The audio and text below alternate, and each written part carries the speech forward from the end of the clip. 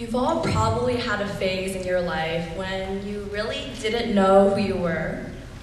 Perhaps you tried following everyone else around you, tried to be accepted into a group.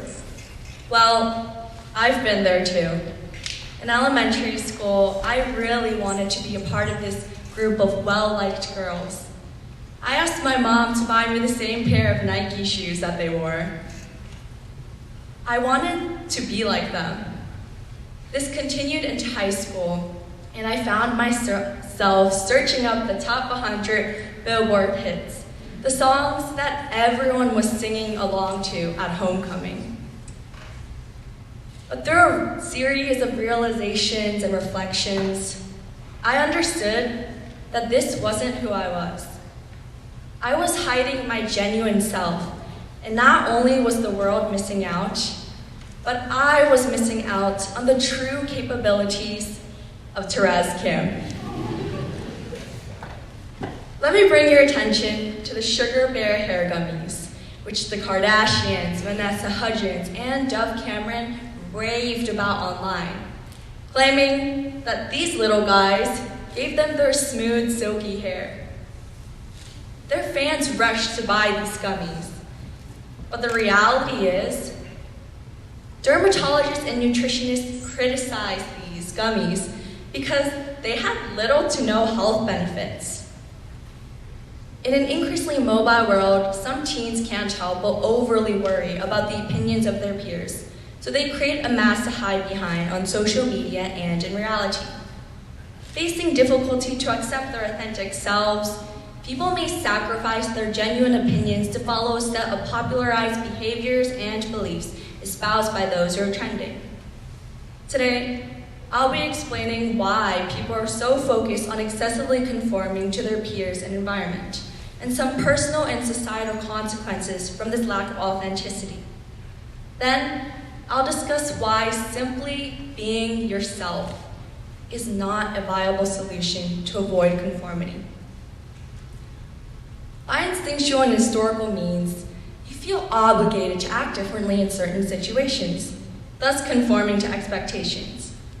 Writer Cassie Marie from Medium describes authenticity to be owning your reality and facing your fears. But the truth is, despite all of the bullet journals and apps like Notion, it's hard to take charge of your life because you rely on the opinions and trends of others to seek validation or to fit in. But why do you feel the need to be accepted by others? Because you feel safer when you're with others rather than when you're alone. In order to fit in, people may emulate the actions of others in fear of being excluded. According to Dr. Brian Brown, a professor from the University of Houston, this pressure to fit in tends to be shame-based, sending painful messages to young people that they are not good enough. You're afraid of being judged by others, so you feel compelled to follow the most prominent trends, ideas, and people. People tend to conform because of a lack of confidence and identity. Ironically, this lack of authenticity preserves their low self-esteem. Low self-esteem results in the inability to truthfully self-reflect. You may find yourself wanting to join in on a friendly challenge on Instagram or invest in fashionable attire just because everyone else is doing it. Social media has shaped the way you compare and present yourself to others. The International Journal of Eating Disorders discovered that 52% of girls and 45% of boys using social media reported their negative experiences with at least one eating disorder. I can't believe that people are still falling for those ads that promise sexy lips and silky smooth skin.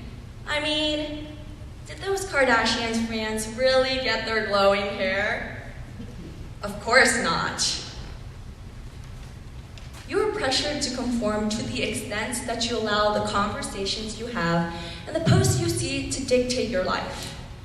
Take BeReal. Though it's a social media app that promotes unfiltered posts, the reality is that you may be pressured to take the best real pictures of yourself.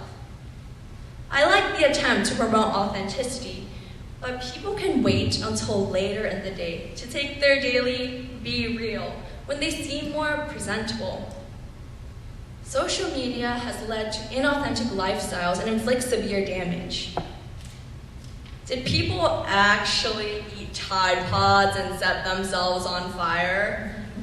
Yes.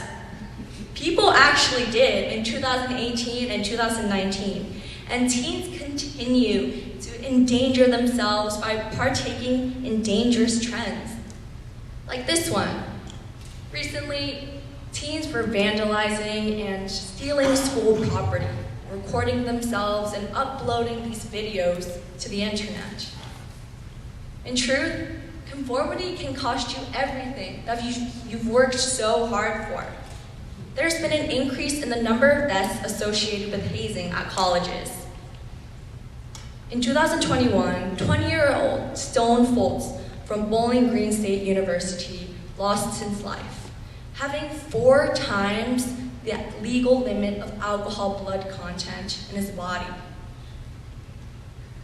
These victims of conformity all went along with these seemingly cool acts, but you must perceive their incidents to be pleas for improvement in society. Alarmed by these incidents, I've been working to avoid the consequences of conformity. Last year, I decided to start the K-pop dance club in hopes to share my love for boy bands on the other side of the world. Just kidding. I want to convene students who are interested in performing dances of various Korean artists and spread the phenomenon of this music genre that's not primarily in English. But I was hesitant on starting this club because I thought back to the American pop songs that dominated the playlists at homecoming. And when I did start the club, people wrote down fake emails at the club fair and left some not so great comments on our Instagram. Let's take a look at these comments, shall we? For context, the song that we were dancing to in this video is called Anti-Fragile. So as you can see, someone wrote, "Them bones that fragile the way they shake it." And another person wrote, "The frick did I just watch?" Despite the haters, we have been performing at our school's annual multicultural festival and even at the state's Korean festival last September. No longer am I afraid to share my excitement about an upcoming album release, or as K-pop fans call, a comeback, with not only peers and teachers who like K-pop, but also people who have a negative perception of the genre and those who have never heard of it before. I've learned that embracing your authenticity is more important than trying to be accepted by the crowd. By being authentic, you will find a group of people who truly cares about you and helps you to grow. One of the communities that I found is the K-pop dance club. Now, the frequently advised words, "just be yourself," are in actuality hard to implement and maintain. So, I've devised a combination of 3 words: recollection, reflection, and conversation to help evaluate authenticity. It is important to first observe your own thoughts and actions among different groups of people. Start by asking, do I really like doing this activity? What do I gain by doing this? Writing down your thoughts in a journal can help with the recollection and reflection portions. I keep a journal reflecting on the great and not so great decisions that I've made in my life. If you don't like writing, you can try recording yourself for the purpose of hearing your thoughts out loud and better understanding your actions. Now, conversation enters this process when you talk about your observations with not only people who know you well, but people who are willing to listen to you and are able to give you genuine advice. During winter break, I had a 45-minute conversation with a complete stranger at Barnes & Noble about our thoughts on BTS's future.